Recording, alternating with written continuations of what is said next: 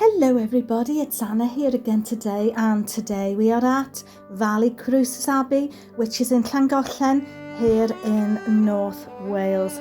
And this abbey, built in 1201, is truly a Welsh medieval abbey. So come along and join us, we'll learn some history and maybe some Welsh language as we go along. You're very, very welcome. Don't forget to welcome in Welsh is croeso.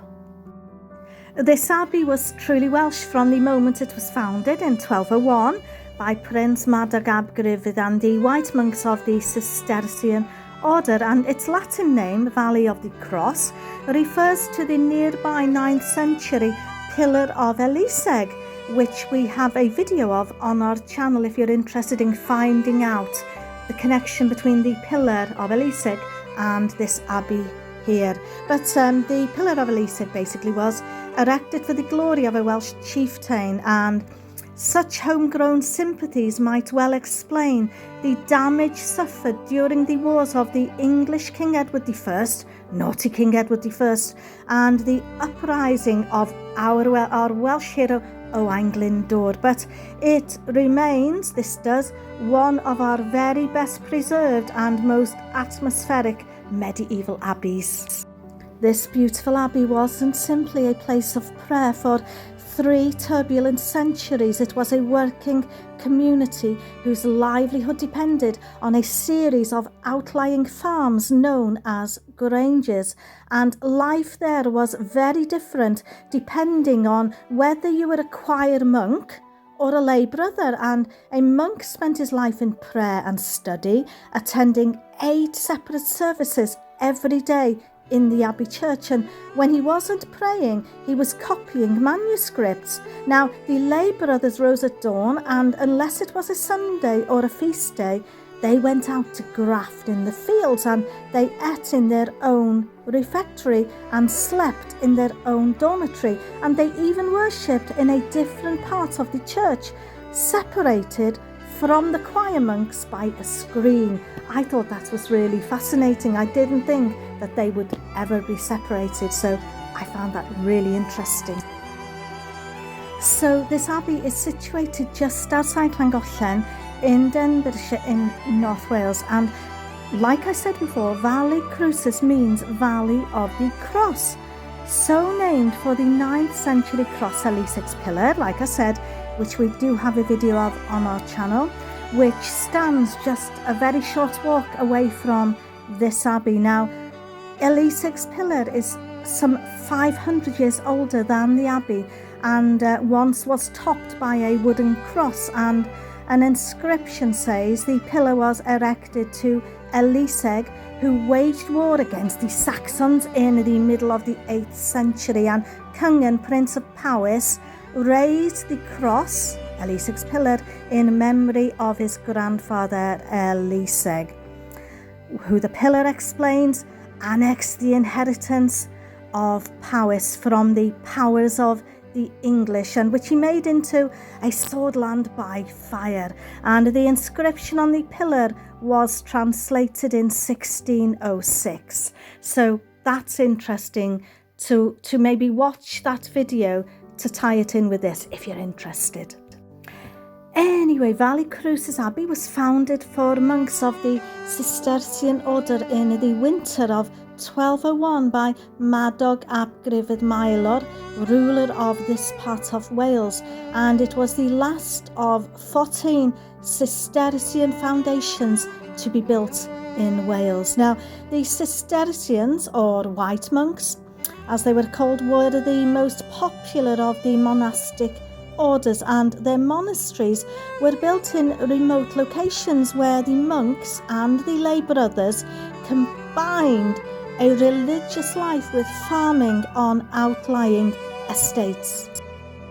As we walk around, you'll see a part that says the chapter house. Now, the chapter house was the most important building in the abbey after the church, and it was here in the chapter house every morning that the monks would assemble to hear a chapter read from the rule of St. Benedict, hence the name chapter house, to confess their faults to the abbot and receive punishments.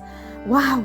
And Here also the day-to-day business of the Abbey would also be conducted, and one of the most tranquil spots in the Abbey ruins is by the fish pond, and sad to say we did not get any footage of the fish pond. But the fish pond provided a ready source of food for the monks who were forbidden by their vows to eat meat, and so the pond has been restored and is now the only surviving monastic fish pond in Wales. But most monasteries without fishing rights would originally have had one or more such ponds as the one that is here. That we did not get footage of, sad to say. Agriculture and sheep farming on the outlying estates provided another source of food as well as revenue, but most of the Abbey's income came from rent and tithes. The Abbey suffered a serious fire soon after its founder's death in 1236, and traces of burning are visible on the lower stonework of the church and the south range, and substantial rebuilding had already taken place when the Abbey found itself on the losing side during English King Edward I's Welsh campaigns in 1276 to 1267 and 1282 to 1283, although subsequent compensation enabled it to flourish for much of the following century. Repairs to the church, notably the reconstruction of the magnificent western gable end, commemorated by the inscription above the rose window, were carried out under Abbot Adam in the early 14th century, and whether this was restoration of damage in the Welsh campaigns or in some later episode is not clear. But after the Black Death, numbers declined, not only of lay brethren, but probably of choir monks, and late in the century the screen behind the choir stalls was moved eastwards from its original position one bay into the nave to the crossing arch, where it can be still seen today. And it was perhaps after the alleged damage during the early 15th century, Owain Glyndwr, our hero rising, that the East Range rebuilding was completed.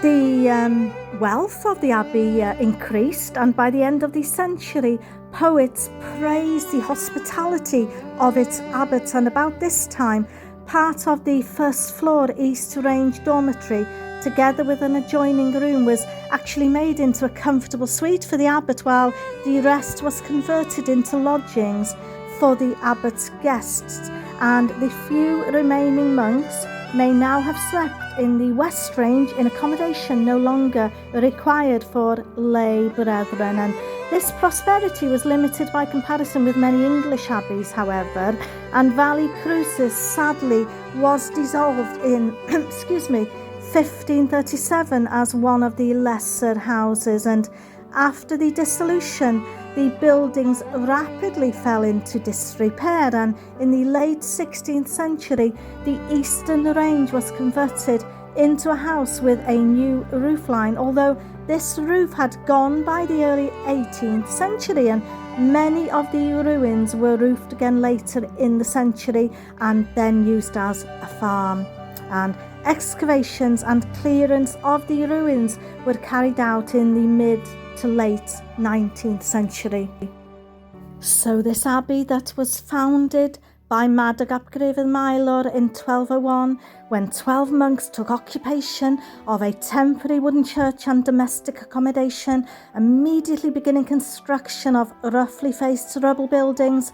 By the time of the death of the abbey's patron in 1236, extensive work had been completed, but stained masonry and extensive rebuilding attest to a severe fire sometime after this date. Just to confirm that, repairs began promptly, with the later work distinguishable by its smaller, flatter stones, and further major rebuilding exercises took place in the mid-14th and early 15th centuries.